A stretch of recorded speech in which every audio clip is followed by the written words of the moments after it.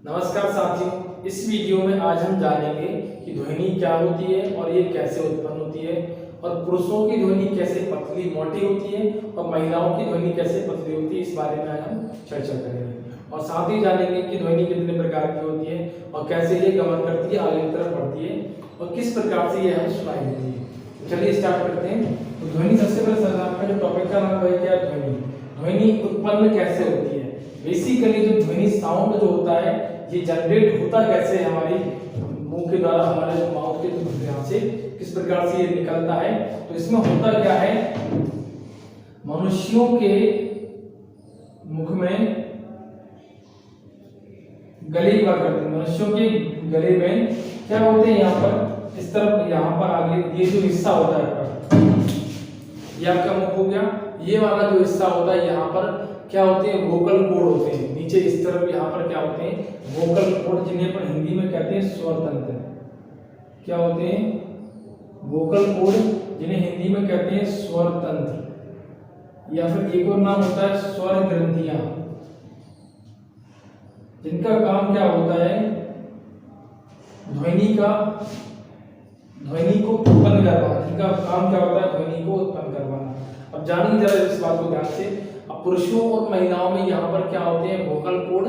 तो इन वोकल कॉर्डों की जो लंबाई होती है, पुरुषों में यदि हम बात करें, मेल में, पुरुषों में इसकी जो लंबाई होती है वोकल कॉर्ड की, वह कितनी होती है, 20 mm। और इसी को यदि आप कन्वर्ट करोगे सेंटीमीटर में तो वैल्यू कितनी आएगी, 2 सेंटीमीटर। वही बात करें अपन इसकी फीमेल में, तो महिलाओं में जो ये वोकल कॉर्ड होता है यहाँ गले के पास में, इसकी लंबाई कितनी होती है, 15 mm, जो कि सेंटीमीटर 1.5 सेंटीमीटर के आसपास। देखो इन वोकल कॉर्डों की लंबाई के कारण ही हमें पुरुषों की आवाज क्या मोटी सुनाई पड़ती है और महिलाओं की जो आवाज होती है पतली सुनाई पड़ती है। इसलिए अब इसका जो क्वेश्चन का जो आंसर होता है क्या होगा कि पुरुषों की आवाज जो होती है वह मोटी क्यों होती है, क्योंकि उनके जो स्वर तंत्र होते हैं उनकी जो लंबाई होती है गले में वह कितनी होती है, 2 सेंटीमीटर। और महिलाओं की जो पतली होती है आवाज वह कितनी होती है, लंबाई इसकी 1.5 सेंटीमीटर। इसलिए इनकी जो वॉइस होती है वह कैसी होती है, पतली होती है, और इनकी जो वॉइस होती है वह कैसी होती है, मोटी होती है। ठीक है, इस बात को आपने जाना। लेकिन इसमें एक बात और यहाँ पर रह गई है, ध्वनि उत्पन्न कैसे होती है। देखिए जितने भी ये वोकल कॉर्ड यहाँ पर लंबाई में यहाँ पे लगा होता है, जैसे इस वोकल कॉर्ड में कंपन होता है, बेसिकली जब आपका मोबाइल पे रिंग बजता है तो उसमें वाइब्रेशन होता है, वैसे यहाँ पर क्या होता है, जब भी हम बोलने की कोशिश करते हैं तो अंदर से ऊर्जा का स्वर निकलता है, एनर्जी आती है। तो उस एनर्जी के प्रभाव में इन वोकल कॉर्ड में वाइब्रेशन होना चालू होता है, और जैसे ये वाइब्रेशन या कंपन या भन भनाना स्टार्ट होते हैं, वैसे हमारे मुंह से क्या होती है, आवाज निकलना शुरू होती है, और हमारा जो टंग होता है वो क्या होता है, ऊपर नीचे मूवमेंट करने लगता है। तो ध्वनि उत्पन्न होती कैसे है, जितने भी ये स्वर तंत्र होते हैं, इन स्वर तंत्रों में क्या होता है, कंपन उत्पन्न होता है। कंपन मतलब वाइब्रेशन, याद रखोगे। तो इसमें अपन ने जाना क्या, ध्वनि क्या होती है। ध्वनि एक प्रकार की ऊर्जा होती है। कैसे उत्पन्न होती है, कंपन के कारण उत्पन्न होती है। अभी कंपन कहाँ होता है, शरीर में जैसे ही ऊर्जा, जैसे हम बोलने का प्रयास करते हैं तो अंदर से ऊर्जा का प्रभाव उत्पन्न होता है, जो कि इन वोकल कॉर्डों पर आके, जैसे इनके वोकल कॉर्ड के संपर्क में यह ऊर्जा आती है तो इन वोकल कॉर्डों में क्या होता है, कंपन उत्पन्न होता है, जिसके कारण हमारे मुख से क्या होती है, आवाज निकलती है, ध्वनि उत्पन्न होती है। जैसे कि मैं बोल रहा हूँ तो अंदर से क्या हो रहा है, कंपन, और हमारी वॉइस क्या आ रही है, बाहर की तरफ आ रही है। अब हम इसमें जानेंगे कि ध्वनि कितने प्रकार की होती है। यहाँ पे हम जानेंगे आवृत्ति के आधार पर हमारा जो साउंड होता है कितने टाइप का होता है, types of sound based on frequency. अब पहले ये जान लेते हैं हम इसमें छोटी सी बात कि ये आवृत्ति, जिसे अपन फ्रीक्वेंसी कहते हैं, ये होती क्या है। फ्रीक्वेंसी का मतलब सामान्य शब्दों में यदि मैं आपसे कहूँ एक देहात की भाषा में, फ्रीक्वेंसी क्या होती है, देखिए समय के आधार पर आप कोई भी काम कितने बार कर सकते हैं। जैसे यदि मैं आपसे कहूँ, यदि मैं आपको 1 सेकेंड का समय दे दूं और 1 सेकेंड में आप कोई भी काम, किसी भी काम को आप कर रहे हो तो उसको आप कितनी बार कर पा रहे हो। तो तो 1 सेकंड में हम किसी भी काम को कितनी बार कर पा रहे हैं, कोई भी काम को कितनी बार अपन उसको कर पा रहे हैं, वही चीज क्या होती है, उसकी फ्रीक्वेंसी होती है। जैसे यदि हम बात करें हमारे हार्ट की, हमारा जो हृदय होता है, हार्ट जो हृदय है, ये क्या करता है, 1 मिनट में 72 टाइम्स क्या होता है, धड़कता है, 72 धड़क करता है। तो इसकी क्या होगी, आवृत्ति होगी। लेकिन यहाँ पे आवृत्ति का जो साइन होता है नीचे टाइम के रिस्पेक्ट में, वह क्या होता है, सेकंड होता है। लेकिन इसको चेंज करने के लिए क्या करना पड़ेगा, 72 बार, लेकिन कितने बार में, 60 सेकंड में। मिनट को क्या में चेंज करेंगे अपन, सेकंड में, ठीक है। लेकिन हमें ये क्या करना है, 1 सेकंड में, तो इसका ऊपर क्या लगा देंगे अपन, इस वाले वैल्यू को ले जाएंगे अपन, ऊपर ले जाएंगे। ये वाली पूरी वैल्यू आपकी जो रहेगी क्या कहलाएगी, आपकी आवृत्ति कहलाएगी। देहात की भाषा में समझो, 1 सेकंड में आप किसी भी काम को जितनी बार कर पा रहे हो, वही चीज क्या होती है, आपकी आवृत्ति कहलाती है। तो कोई भी काम आप कितनी बार कर रहे हो, वह बार मतलब टाइम्स और उसका सेकंड, यही चीज आपकी कहलाती है आवृत्ति। और इसी आवृत्ति की इकाई को अपन क्या कहते हैं, मतलब कितने टाइम आप उस काम को कर रहे हैं, वह टाइम और कितना नीचे आपका सेकंड दिया हुआ है, उसको बोलते हैं अपन हर्ट्ज। और इसका जो सिंबल होता है वह क्या होता है, HZ। क्या होता है, HZ। तो आपने क्या जाना है कि आवृत्ति क्या होती है, किसी भी काम को करने की जो क्षमता होती है, करने का तरीका होता है, ठीक है। और इसकी इकाई क्या होती है, अपनी हर्ट्ज होती है, ठीक है। तो आवृत्ति के आधार पे ध्वनि जो होती है 3 प्रकार की होती है बेसिकली। पहली क्या होती है, श्रव्य, दूसरी क्या होती है आपकी अवश्रव्य, और तीसरी क्या होती है आपकी पराश्रव्य। अब देखिए श्रव्य मतलब क्या होता है, ऐसी ध्वनि जिसे हम अपने कानों से सुन सकते हैं, उसे अपन क्या कहते हैं, श्रव्य ध्वनि कहते हैं। श्रव्य को बोलते हैं सोनिक साउंड। तो इसकी जो फ्रीक्वेंसी होती है, ये क्या होती है, 20,000 हर्ट्ज से ज्यादा, लेकिन 20,000 हर्ट्ज से कम। ये बात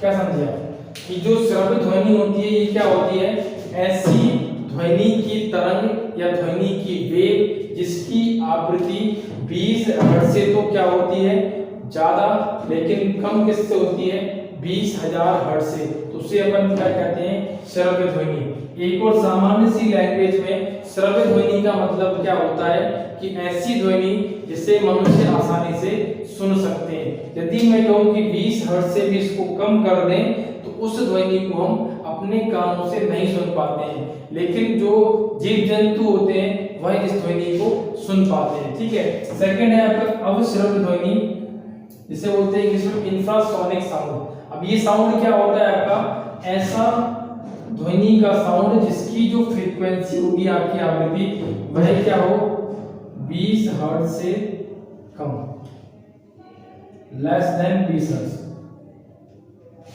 यदि आपकी ध्वनि की तरंग की आवृत्ति 20 हर्ट्ज से कम होती है, तो उसे अपन क्या कहते हैं, अवश्रव्य ध्वनि कहते हैं। अब 20 से क्या हो, ये कम, क्या हम इसको सुन पा रहे हैं, क्या नहीं सुन पाते। तो इसको छोटे छोटे जीव जंतु होते हैं, जैसे चींटी हुई, और जो पृथ्वी की जो आपकी, जब पृथ्वी के बगल से या उसकी कक्षा में से कोई उल्का पिंड एस्ट्रॉइड गुजर जाता है, तो क्या हम उसको सुन पाते हैं, नहीं सुन पाते। जो कुत्ते बिल्ली वगैरह होते हैं, जब भी भूकंप वगैरह आने का होता है, उससे पहले के मूवमेंट को क्या होते हैं, समझ जाते हैं। क्या हम उसको फील कर पाते हैं, नहीं कर पाते। तो पृथ्वी जैसे गोल गोल ये घूम रही है अपने एक्सिस पे, तो उसकी जो मोशन है उसको फील कर पाते हैं, हम नहीं कर पाते हैं। लेकिन जो कुछ जीव जंतु होते हैं वह इसकी चीज को क्या कर पाते हैं, फील कर पाते हैं। तो इसमें क्या होगा, अवश्रव्य ध्वनि जो इसकी आवृत्ति 20 हर्ट्ज से क्या होती है, कम होती है। अब नेक्स्ट है आपका पराश्रव्य ध्वनि, अल्ट्रासोनिक साउंड। तो ऐसा साउंड जिसकी आवृत्ति 20,000 हर्ट्ज से ज्यादा होती है, मोर देन 20,000, 20,000 हर्ट्ज से ज्यादा, ये बात है। तो ऐसी ध्वनि क्या होती है, पराश्रव्य ध्वनि कहलाती है। इस ध्वनि को भी जो गैंडा होते हैं, हाथी होते हैं, बिल्ली होते हैं, और अलग अलग प्रकार के जलीय जीव, तो डॉल्फिन होती है, डॉल्फिन जलीय जीव होता है, मछली का एक प्रजाति हुई डॉल्फिन, ये सब क्या होते हैं, इनको सुन सकते हैं, ठीक है।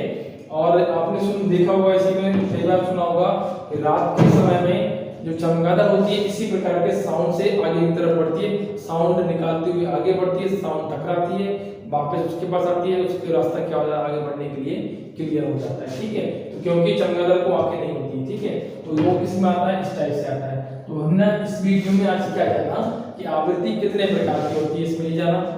ठीक है, आवृत्ति के आधार पे ध्वनि कितने प्रकार की होती है ये जाना हमने। तो पेपर में जो पूछा जाता है मोस्टली, जो आपको याद रखना है एग्जाम के पॉइंट ऑफ व्यू से, वह क्या होता है कि श्रव्य ध्वनि की आवृत्ति कितनी होती है, इससे ग्रेटर देन, इससे लेस देन। अवश्रव्य ध्वनि क्या होती है, इससे लेस देन।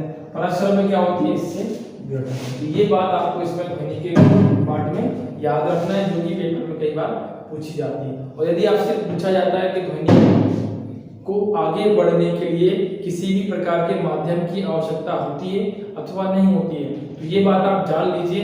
यदि आप एक ऐसे वातावरण में पहुंच जाए जहां पर किसी भी प्रकार की गैस नहीं है, कोई भी वायुमंडल नहीं है, बिल्कुल एकदम सुनसान, जैसे आप वैक्यूम में चले गए निर्वात में, अंतरिक्ष में, वहां पे यदि आप आवाज लगाएंगे, बोलेंगे, तो आपको कुछ भी सुनाई नहीं देगा, ना ही आप स्वयं की आवाज सुन पाएंगे, ना ही किसी और की, क्योंकि वहां पर किसी प्रकार का एटमॉस्फेयर नहीं है, वायुमंडल नहीं है। तो ये बात आप जान लीजिए कि जब तक हमारे चारों ओर का वायुमंडल नहीं होगा तब तक हम किसी भी आवाज को या साउंड को नहीं सुन सकते। उसी प्रकार से जैसे यदि उसमें जो होती है बातें, जिस प्रकार से प्रकाश यदि नहीं होगा तो हम वस्तुओं को नहीं देख पाते, वैसे यदि वायुमंडल नहीं होगा तो हम किसी भी आवाज को नहीं सुन पाते। तो इसमें एक तथ्य और याद रखना कि ध्वनि जो होती है इसको चलने के लिए माध्यम की आवश्यकता होती है। किसकी आवश्यकता होती है, माध्यम, मीडियम।